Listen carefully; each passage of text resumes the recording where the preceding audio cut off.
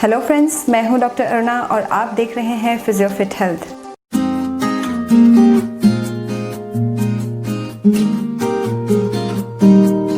आज मैं बात करूंगी एक महत्वपूर्ण विटामिन के बारे में, विटामिन डी, और विटामिन डी हमारे बॉडी के लिए क्यों महत्वपूर्ण है, और बताऊंगी विटामिन डी डेफिशिएंसी के लक्षण के बारे में, साथ ही विटामिन डी डेफिशिएंसी के कारण और उसके उपचार के बारे में। एक सर्वे के अनुसार इंडिया में लगभग 70 to 90% लोगों में विटामिन डी की डेफिशिएंसी पाई गई है। विटामिन डी एक फैट सॉल्युबल विटामिन है। विटामिन डी हमारे स्किन द्वारा बनाया जाता है जब सूरज की किरणें हमारे शरीर पर पड़ती है, यानी कि विटामिन डी हमें धूप से मिलता है, इसलिए इसे सनशाइन विटामिन भी कहते हैं। साथ ही साथ ये हमें खाने पीने की वस्तुओं में भी मिलता है। सबसे पहले बात करते हैं विटामिन डी क्यों महत्वपूर्ण है हमारी बॉडी के लिए।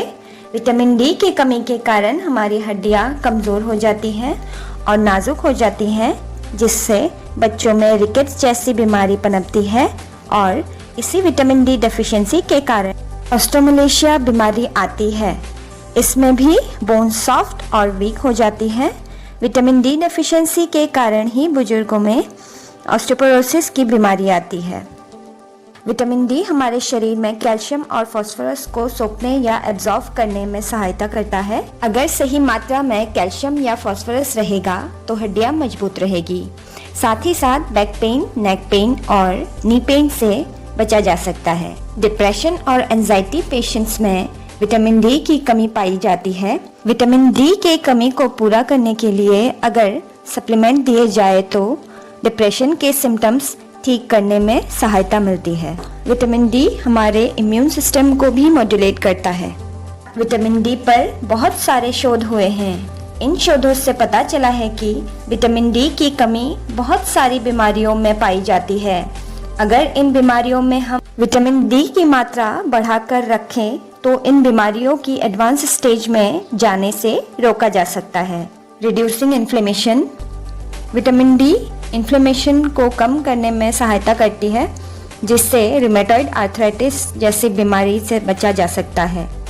विटामिन डी की कमी को इंक्रीज हाइपरटेंशन से भी जोड़ा गया है, यानी कि विटामिन डी की कमी ब्लड प्रेशर को बढ़ा सकती है। कार्डियोवास्कुलर डिजीजेस में भी विटामिन डी की कमी पाई गई है। अगर विटामिन डी लेवल को सही से बनाए रखे तो कार्डियोवास्कुलर डिजीजेस को एडवांस स्टेज में जाने से रोका जा सकता है।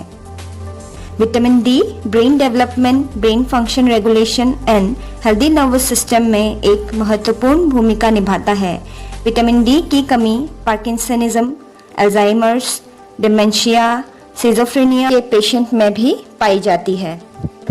कुछ कैंसर जैसे कोलोरेक्टल कैंसर कंट्रोल में भी विटामिन डी को जोड़कर देखा गया है।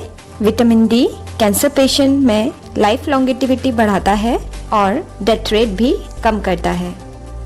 इंजरी या सर्जरी के बाद अगर विटामिन डी की कमी पाई जाती है तो घाव को भरने में ज़्यादा समय लग सकता है। विटामिन डी की कमी के कारण मसल पेन भी आता है, क्योंकि विटामिन डी हमारे मसल वर्क के लिए भी बहुत इम्पॉर्टेंट है।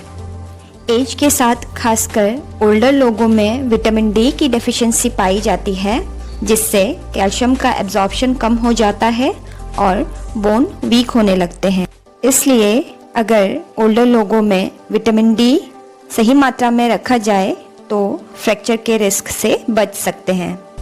एक शोध से पता चला है 2006 study publications in the journal of American medical association कि विटामिन डी मल्टीपल स्क्लेरोसिस जैसी बीमारियों के पनपने के खतरे को कम करता है। विटामिन डी की कमी या डेफिशिएंसी के कारण पहला कारण हो सकता है डाइट। ऐसे लोगों में विटामिन डी की कमी पाई जाती है जो विटामिन डी रिच फूड नहीं लेते, खासकर वो लोग जो वेजिटेरियन फूड लेते हैं, क्योंकि विटामिन डी ज़्यादातर फैटी फिश और फोर्टिफाइड डेयरी और सीरियल प्रोडक्ट में होता है। फोर्टिफाइड प्रोडक्ट्स में एक्स्ट्रा से विटामिन डी ऐड किया जाता है। लोग काम की वजह से, इल हेल्थ या फिर आउटडोर में जगह ना होने की वजह से घरों के अंदर ही रहते हैं, इसलिए इन लोगों का सन एक्सपोजर नहीं होता और विटामिन डी की कमी हो जाती है। जिन जगह में ठंड ज़्यादा होती है और बर्फ़ ज़्यादा गिरती है, ऐसी जगह भी लोग ज़्यादातर घरों में रहते हैं, सन एक्सपोजर नहीं हो पाता और विटामिन डी की कमी हो जाती है। जहाँ गर्मी ज़्यादा पड़ती है, लोग हीट से बचने के लिए घरों के अंदर रहते हैं, जिससे सन एक्सपोजर नहीं हो पाता, इसलिए विटामिन डी की कमी हो जाती है। Darker skin, light skin colour लोगों में मेलानिन कम रहता है और डार्कर स्किन कलर लोगों में मेलानिन ज़्यादा रहता है, जिसकी वजह से सूरज की किरणों से यूवी रेज डार्कर स्किन लोगों में बहुत ही स्लो अब्जॉर्ब होता है। यह भी एक कारण माना गया है विटामिन डी डेफिशिएंसी का। सनस्क्रीन लोशन का लगाना भी विटामिन डी की कमी का कारण बन सकता है।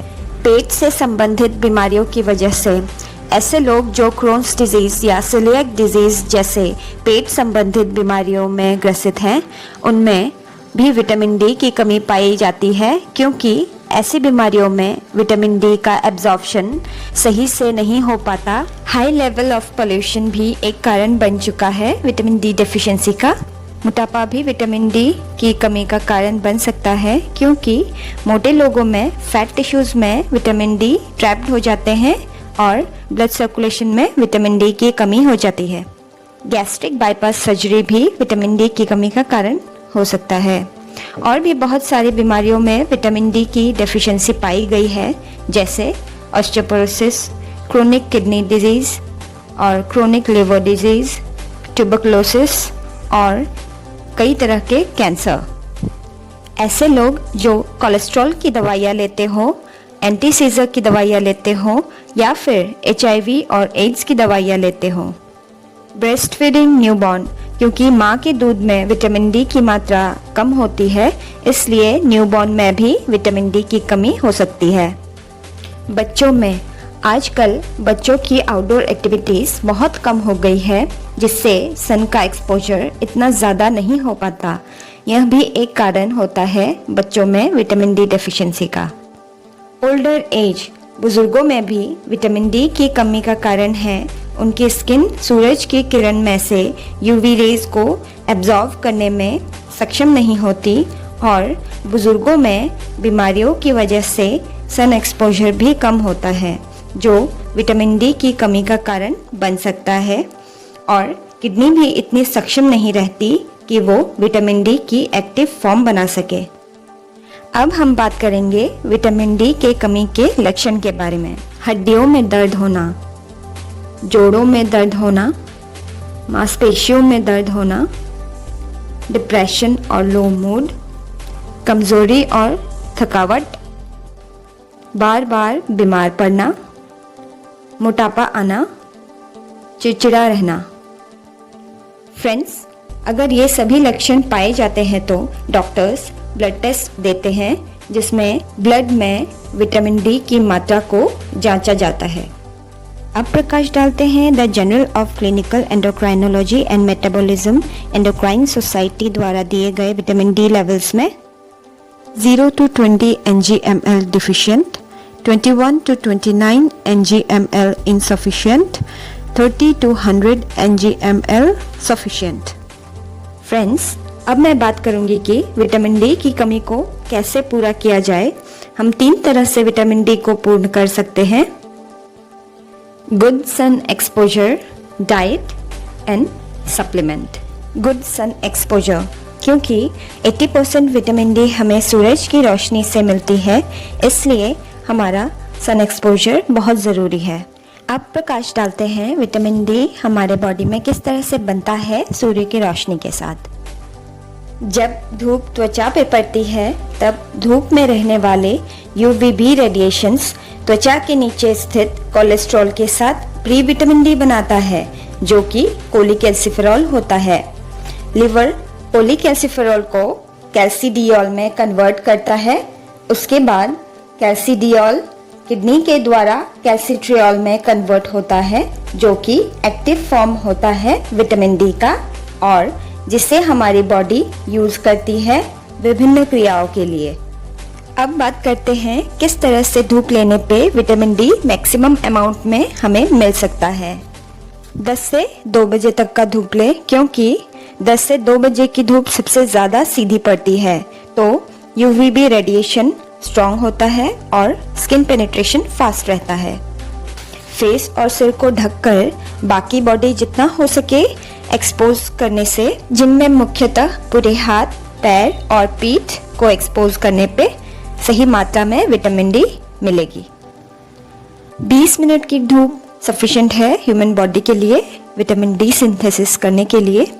और ध्यान रहे बहुत ज़्यादा धूप भी ना लें, क्योंकि यूवीबी रेडिएशंस फिर स्किन में बैड इफेक्ट डालता है। Diet: pure vitamin D fatty fish और फोर्टिफाइड फूड में ही पाया जाता है। फोर्टिफाइड फूड वह फूड होते हैं जिनमें एक्स्ट्रा से विटामिन डी ऐड किए जाते हैं जो उनमें नेचुरली नहीं पाए जाते। इनमें fortified milk, fortified orange juices, fortified curd, fortified cereals रहते हैं। विटामिन डी एग यॉल्क में भी पाया जाता है और मशरूम जो यूवीबी एक्सपोजर में उगाए जाते हैं उनमें भी कुछ मात्रा में विटामिन डी पाया जाता है। फैटी फिश जैसे स्वॉर्ड फिश, सैल्मन और ट्यूना में भरपूर मात्रा में विटामिन डी पाया जाता है। जो लोग डायरेक्टली फिश कंज्यूम नहीं करते उनके लिए मार्केट में फिश से बनाया हुआ कॉड लिवर ऑयल या फिश ऑयल भी अवेलेबल रहता है। सप्लीमेंट्स: अगर फ्रेंड्स लक्षण कुछ ज़्यादा खराब हो तो हमें सप्लीमेंट की आवश्यकता होती है। डॉक्टर की सलाह से सप्लीमेंट लें जो विटामिन डी की कमी को पूरा कर सकते हैं। Vitamin D toxicity: vitamin D की मात्रा अगर 100 mg/ml से ज़्यादा हो उससे भी हमें प्रॉब्लम हो सकती है और उसे विटामिन डी टॉक्सिसिटी कहते हैं, जिसके कारण कैल्शियम की मात्रा बॉडी में ज़्यादा हो जाती है और इस कंडीशन को हाइपरकैल्सीमिया कहते हैं, जिससे वीकनेस, कन्फ्यूजन, कॉन्स्टिपेशन और लॉस ऑफ एपेटाइट यानी कि भूख न लगना जैसी प्रॉब्लम आती है। इसलिए हमेशा सप्लीमेंट या टैबलेट डॉक्टर के देखरेख में लें। आशा करती हूँ आज का वीडियो आपको ज़रूर फ़ायदा देगा। इस वीडियो को शेयर करें, लाइक करें और चैनल को सब्सक्राइब करना ना भूलें ताकि आपको इस चैनल के सारे अपडेट्स मिलते रहें। नीचे कमेंट बॉक्स में कमेंट करें, मैं ज़रूर रिप्लाई करूँगी। नमस्कार।